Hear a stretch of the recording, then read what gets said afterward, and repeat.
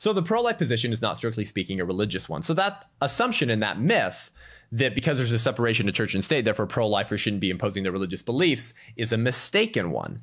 However, what does the separation of church and state even mean?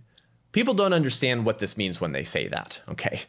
When people say there's a separation of church and state, they often use that to mean that people who have passionately held religious opinions should be kept from attempting to enshrine those positions in our legal system. But that's not what the separation of church and state means. It strictly means that the government, the state, should not be endorsing or requiring the adoption of and adherence to a specific religion. We can't have a state religion because that would run counter to freedom of conscience, our freedom to choose how we want to live our lives. And if the state is requiring the adaptation of or adherence to a specific religion, that runs counter to the idea of natural rights. It doesn't mean that the church and religious individuals, though, can't seek to enshrine in law policies that reflect their religious views.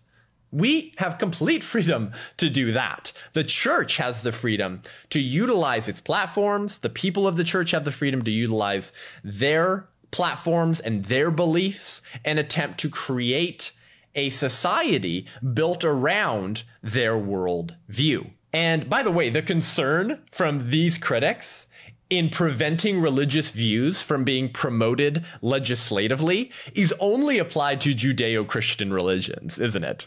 It's an incredibly selective rule. What do I mean by that? Well, leftism is a religion. Secular humanism, which one can argue is truly the dogma or religion of the left, is itself a religion. It has religious beliefs that there is no God, right?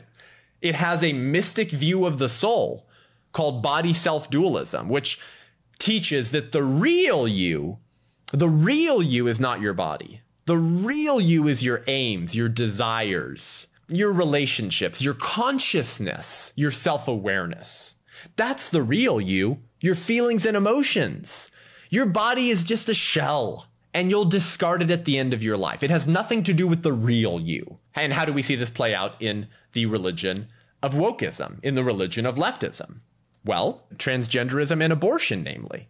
Transgenderism, which suggests that though you were born as a man, as a boy, if you think you're a girl, then the real you is tucked inside there somewhere, and that real you is a little girl. Doesn't matter that you're actually a boy because the real you is not your body. This is why they can insinuate that not all humans are persons, because the personhood theory that goes along with body self-dualism teaches having value and being a person presupposes consciousness, viability, self-awareness, desires, aims, relationships. And because the unborn doesn't have that, it doesn't matter that they're biologically human. They're not a person.